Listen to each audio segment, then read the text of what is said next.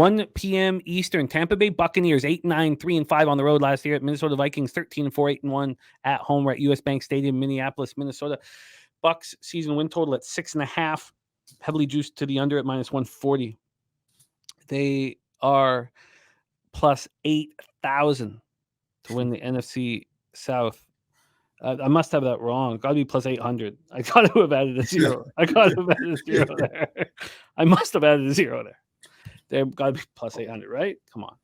The plus 6,600 to win the NFC. They can't be higher. 800 to 1? They can't be higher.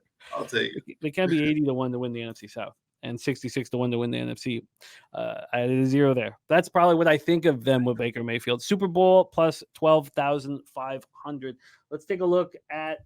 And I know that, a lot of people like to watch our shows because there's, fun and humor, but there's just so much business to take care of. And this is so important. And it's serious goddamn work. Let's talk about this Bucks Minnesota Vikings spot here right now. We'll start with this total. Bucks Vikings sitting at 45.5. That's where it opened. And that's where it is. This total has not moved that pinnacle. And it opened on May 12th. That is wild. Absolutely wild. Let's take a look at the spread here for this spot. Sitting at 6 now at Pinnacle. Sitting at 6. This opened plus 7 for the Bucks and moved to 6.5 on August 20th. Started taking juice on August 27th. And on September 3rd, it moved to 6, and it's at 6 at a pick'em. Let's take a look at the cash flow. Prince of the City says 6 hours, only did 3 games. Yes, I'll speed it up. I think we've done 4. Haven't we done 4? Please tell me we've done 4. Okay, let's take a look at this Bucks Minnesota cash flow here and see what we are dealing with. 36% of the tickets and 82% of the cash are on the Tampa Bay Buccaneers in this spot. Now, look, we all know what the Vikings and the Giants did last year, and there's a lot of non-believers. And the Bucks are being bet. The line's moving towards them, and 82% of the cash is on them. That's wild. From a totals perspective, 35% of the tickets and 61% of the cash are on the over. Week 1 underdogs, and this is important. We're going to talk about this on a couple different spots on the card. Week 1 underdogs of plus 6.5 or higher are 21, 11, and 1 against the spread since 2010. 65% hit rate. So who wants to back the Bucks? 2 years removed from being Super Bowl champions.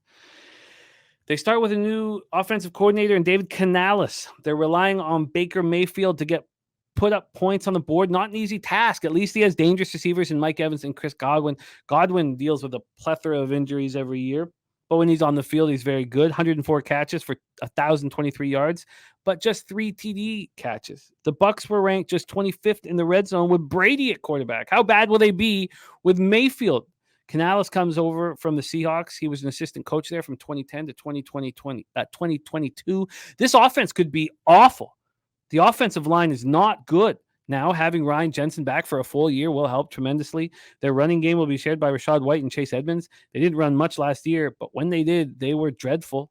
Todd Bowles' defense will have to do yeoman's work. They're going to be on the field a lot. Their secondary should be strong, anchored by Carlton Davis and Jamel Dean, Antoine Winfield.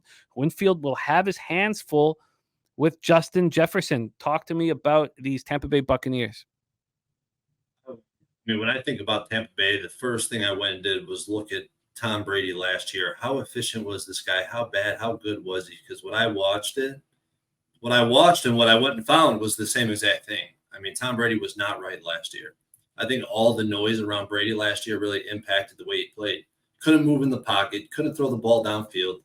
It made it very easy on the defense to defend the Buccaneers. It's that easy. I think, this is hard to say because, I got Bucks and goddamn Patriots shit around my office. I love Tom Brady. I was so high on Tom Brady. I lost a lot of money back in that team last year. But I think it's time, especially early in the season, to get back in on the Bucks. To me, one thing that really stuck out to me was they were able to re-sign all these big pieces on defense. I mean, I take notice of shit like that because that tells me that they want to be in Tampa Bay. They want to be like up against all these odds that people think they're trash. I feel like this is the type of group that will fucking feed off that. Jamel Dean, Levante David signed back. I mean, nobody thought these guys would sign back in Tampa Bay, and here they are. I think the offensive line is severely underrated because of the impact Tom Brady had on that unit because of his lack of mobility and their limited ability to draw up a creative play or a creative scheme. I think that they got decent pieces on offense. I'm not saying I'm fucking huge on Baker Mayfield by any means because I'm really not. Even though I do, I always have a little bit of an infatuation for him for some reason. I want him to do well, but I really think it's time to take the Bucs, especially early in this season, while they're undervalued and underrated by the market. The defensive line, another unit that's underrated. PFF's got them rated as 25th. That's an underrated. That's an underrated allocation there, no doubt about it. Shaq Barrett, Carl Nassib, Vita Vea, and right next to Vita Vea is going to be Kalijah Cansey, who I think has the potential to be a star in this league. From what I've seen, I think he's legit. So yeah, I'm higher on the Buccaneers than most, pretty much everybody.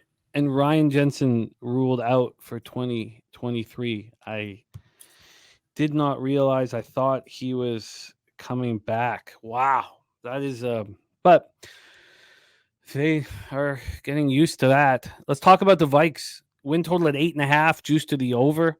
NFC North plus 280, NFC plus 1,600 and 40 to 1 to win the Super Bowl.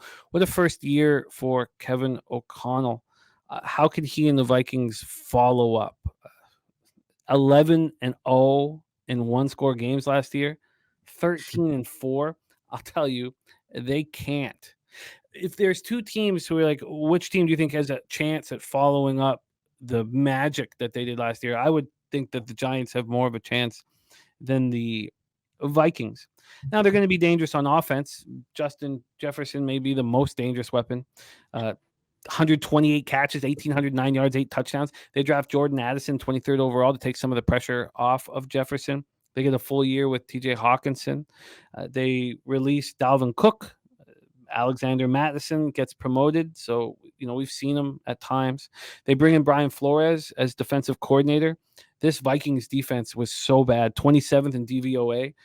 They allowed over 25 points a game. They look weak at defensive end. Dean Lowry, Harrison Phillips. They're going to rely on Kiris Tonga starting at nose tackle. Daniil Hunter, Marcus Davenport as edge rushers, if they're healthy. We've seen them play well. Brian Asamoah, linebacker. At least they have Jordan Hicks, who can be trusted. Can their secondary improve? It was god-awful. Byron Murphy and Caleb Evans at corner, Harrison Smith and Cameron Bynum at safety. What do you think about these Vikes? Is there anything you're interested in the futures market? And do you think that we know that you like the Bucs here, and seeing your action, you are on the Bucs, but you have not tweeted it out as official here. Talk to us about these Vikings. Yeah, you touched on a lot of the points that I want to touch on. I mean, it's obvious that this team overperformed last year from the one-score games and the comebacks and yada, yada, yada. The Vikings overperformed. I think we all get that. Even if you're backing the Vikings, I think you could admit up to that. The Vikings are not a team that I'm high on this year, specifically because of the defense. I have them as one of the lowest rated defenses in the NFL, headlined by the secondary with one of the worst coverage units in the NFL, along with one of the worst linebacker coverage units in the NFL. I mean, they're going to have to take some massive steps forward for this. And they did nothing to replace the pieces that they lost on defense. Dalvin Tomlinson, Patrick Peterson, Eric Hendricks. I just think that they have more weaknesses. The weight of the weaknesses on defense outweigh what they can do on offense, even though Justin Jefferson, hands down, is going to probably go down in the Hall of Fame as one of the best receivers of all time. I really believe that. He commands so much defense's attention.